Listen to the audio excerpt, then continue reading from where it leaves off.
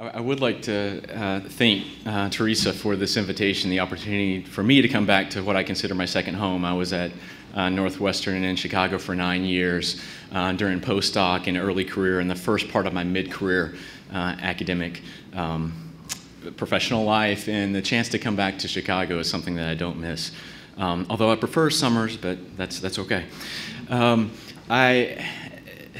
One thing to echo Joyce's recent comments about reminding us about why we do what we do and why we care. You know, Jenna shared such a powerful and moving story, and I love the aspects of research that allow patients to tell their stories. And so I think that's some of the beauty of qualitative research, is we give patients an opportunity to have a voice. And so what I'll be talking about is not only the wonderful group of people that I get to work with. These are the people that I collaborate with at Northwestern and at Wake Forest on these projects, people with big minds and big hearts. And it's a privilege. I am grateful for the work that I do and the work that I get to do with these amazing colleagues. But I'll be talking about how we use those patient voices to inform our research from a qualitative perspective, and how that informs the patient and provider perspective in the decision-making process, as well as next steps for this work. And again, in all seriousness, I'll try to move through this quickly because I am in between you and food. And I get that. Some of you all are giving me hangry looks right now. So for a brief primer for introduction to qualitative research, show of hands, how many social scientists in the audience? Wow, okay, just a handful. All right, so I've got my work cut out for me. So it might be a little bit longer for your lunch. Sorry about that. No. How many people have engaged in qualitative research? And some. Okay, good, more hands. Okay, great. So when we talk about qualitative research, other than what I said about narratives and patients telling their story, what do we mean by that? Qualitative researchers study things in their natural settings, attempting to make sense of or to interpret phenomena in terms of the meanings people bring to them.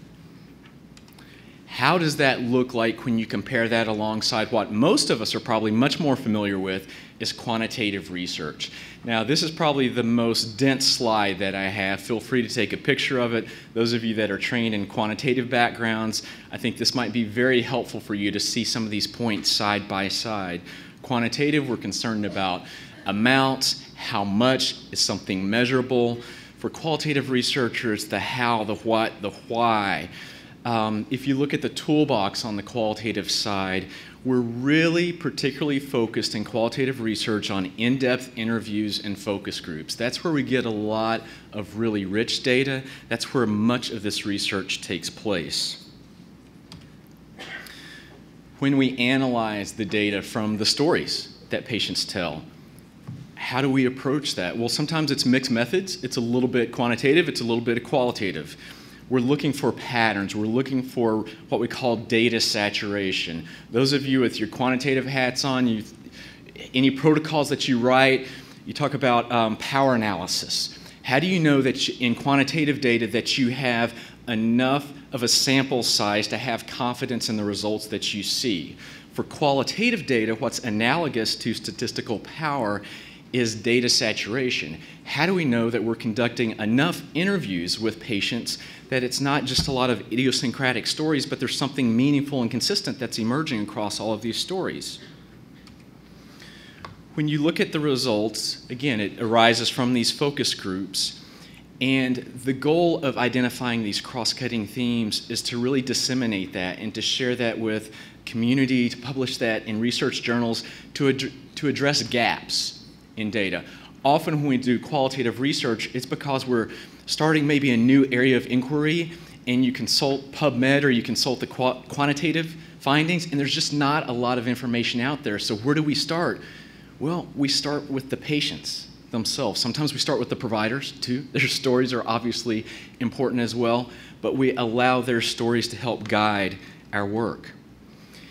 Is qualitative research rigorous? It can be. It doesn't have to be, but it can be.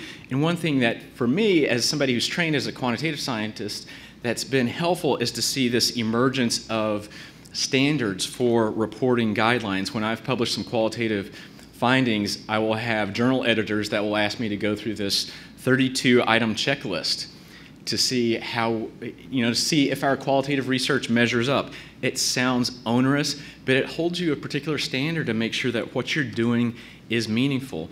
The only thing that I would highlight about this call out here is this relevant point about the focus groups and the in-depth interviews in particular. This allows us to make sure that what we do is comprehensive and credible. So again, if we bring this back home and think about this within the context of quantitative research, what are the things that give rigor to our quantitative finding? It's internal, external validity, reliability, and objectivity. What are the concepts that are comparable to that in qualitative research? It's credibility. If patients review your findings, do they find it believable? That's the credibility piece. Is it transferable? If what you're saying in your qualitative findings, can that generalize to other settings or does it not? Again, that's analogous to that external validity. Is it dependable? How consistent are those findings within the context in which they occur? And lastly, is it confirmable? If you have somebody else on your team take an objective approach to this, implement the same strategy, would he or she arrive at those same conclusions? So for the, when I asked for the social scientists, I think literally there were 3 of you in the audience. And then when I asked for those of you that had done some qualitative research, there was probably 20 to 30. For the majority of you that haven't done that and may be skeptical of qualitative research, what I would say is the science is emerging, the rigor is there, and qualitative research can form an important complement to quantitative findings. So how do we use qualitative research in some of our work on decision making? So one of the nice things about this audience is there's less preaching to the choir for me. A lot of times when I give talks about these concepts, I'm talking to people who might not be as familiar about why we care about adolescent young adult oncology first, and then secondly, why we care about oncofertility second. With this group, I don't have to worry about that. So in 2013, though, I would just highlight 2 large-scale meetings took place, one at the Institute of Medicine and one at the National Cancer Institute, to really coalesce efforts around adolescent young adult oncology and talk about next steps, talk about how to move forward.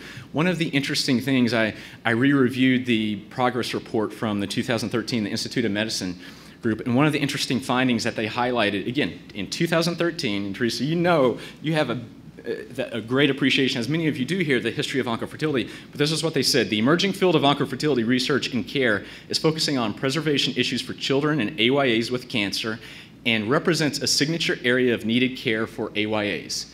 That's my emphasis there. But 2013, it represents a signature area of needed care for AYAs. What do we know from the data from AYAs? Probably the best population-based studies of AYAs is the NCI study that was drawn from SEER cancer registries called the AOA Hope Study.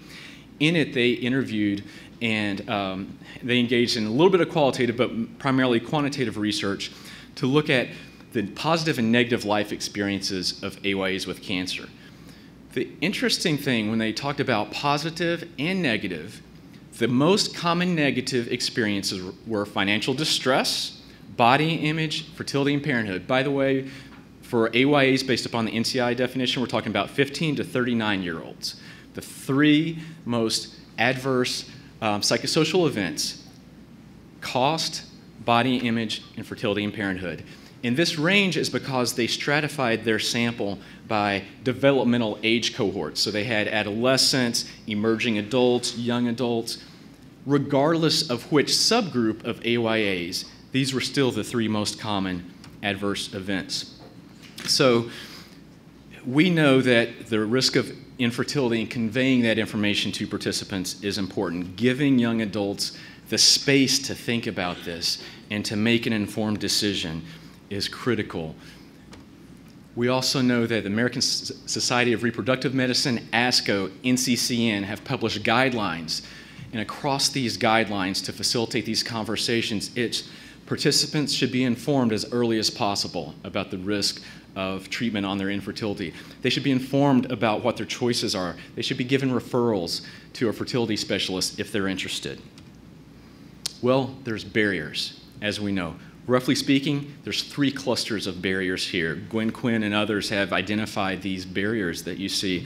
Physician factors, patient factors, clinical factors. There's the time element when you're in the clinic, all the things for providers that you have to cover.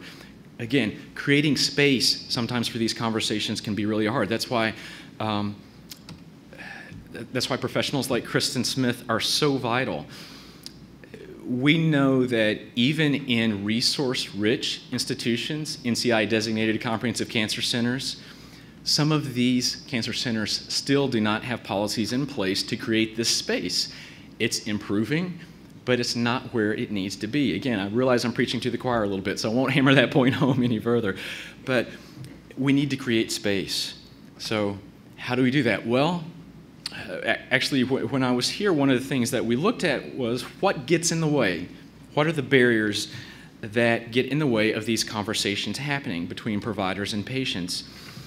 So we decided that we wanted to talk to attending medical oncologists, those that treat cancer types that are more common in AOAs, and we wanted to talk to patients themselves. Again, we wanted patients to tell their story.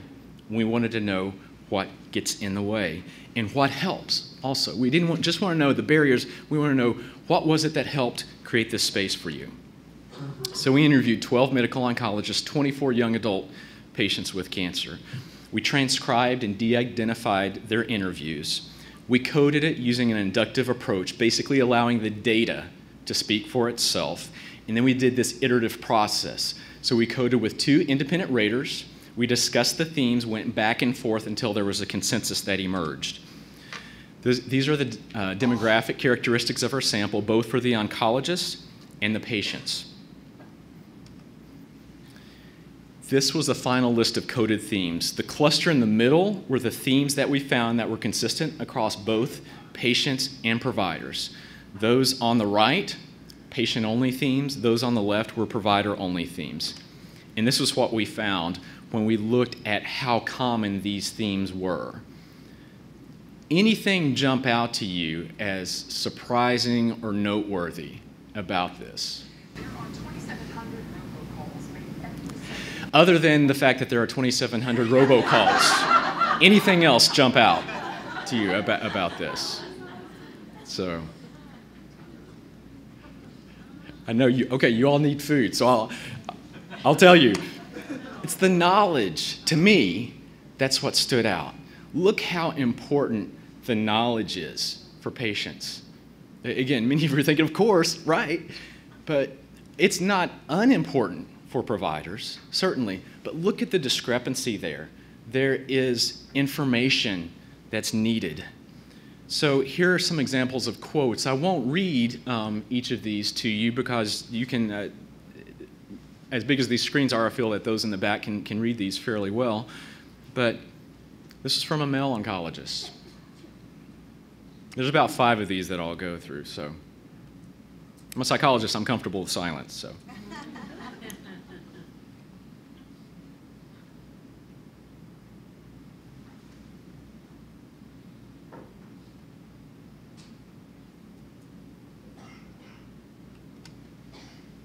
Another female oncologist.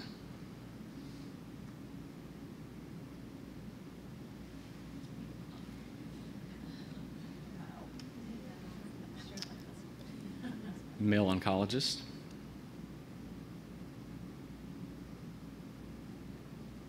You know, one of the slides earlier, I talked about physician barriers, and we talked about biases or preferences or attitudes that physicians might have. Here's potentially an example of some of that.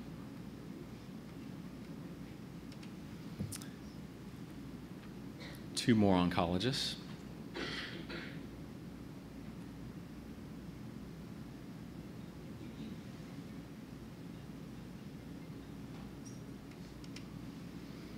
Now here we have a female patient talking about the information and how critical that is.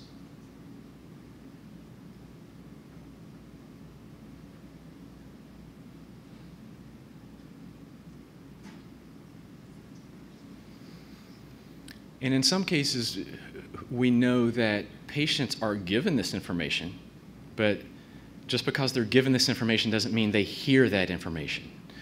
So I see a lot of nodding heads. So it's important that not only we provide the information, but we give that to them in a way that they can receive that information as well. Here's a male patient.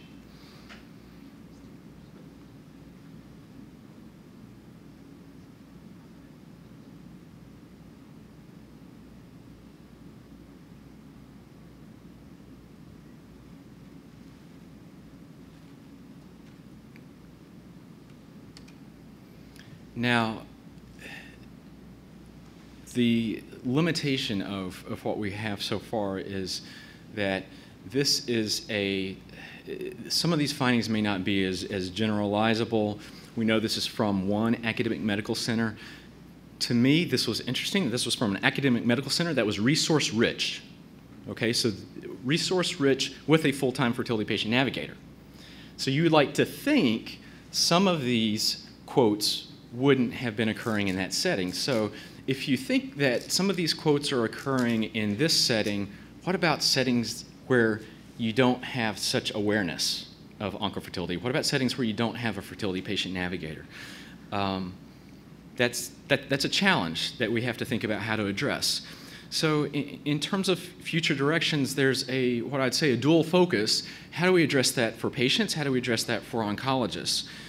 Well, we need to address the knowledge deficit for patients, give them information in a way that they can understand it and use it.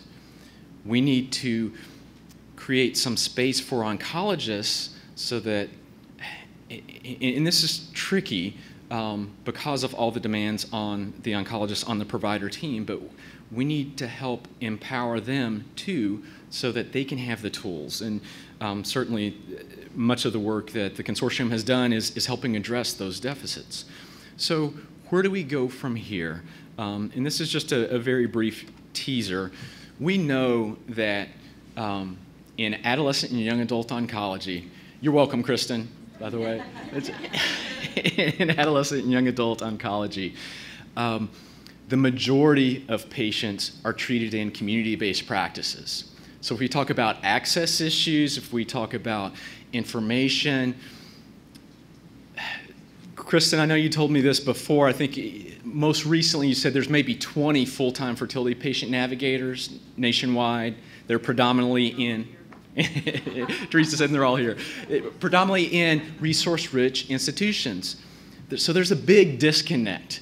There's this lack of skilled, big-hearted professionals, and there's such a great need for patients. Some estimates say 60 to 80% of AYAs are treated in community-based practices. That's a lot of patients that are not aware of how treatment is impacting their fertility. So where do we go from here? Well, we know 15 to 39-year-olds are tech savvy. I like to call them digital natives because they have such great access and comfort level with digital technology. So there's information deficits. We've got digital natives. How can you bring those things together?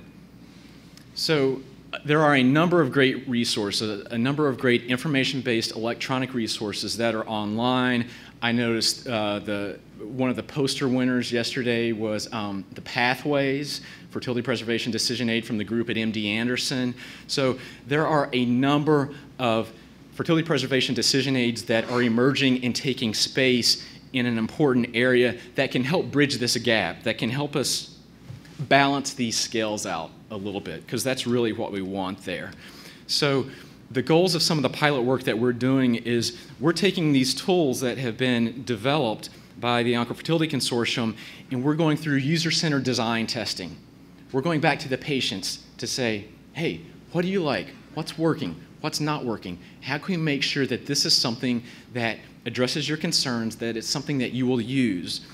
Once we've refined that, we want to test it with patients who are newly diagnosed so that we can look at acceptability and feasibility of use. This is our conceptual model that's based upon, well, informed by the IPDAS collaborative. IPDAS stands for the International Patient Decision Aid Standards out of Canada. This was an original mock-up screenshot that had a number of different modules. The getting started, tell us about yourself, is getting their attitudes and values and their perspectives. The fertility risks and options is essentially what it says it is. The personal stories are video-based stories that allow patients to connect with others who might have a similar story. One thing that you might notice that's not on here that we've since added is a cost module, because that obviously is critically important here. So that's just a teaser. I ran through that pretty quickly, but patient stories matter. Jenna gave such a powerful example of that. Qualitative research can help address these gaps. We need to figure out, we need to continue doing work like the Pathways group, like others have done to develop these decision aids, but let's make sure they're patient-centered. Let's get an evidence base behind them so that these can be scalable tools for patients. So.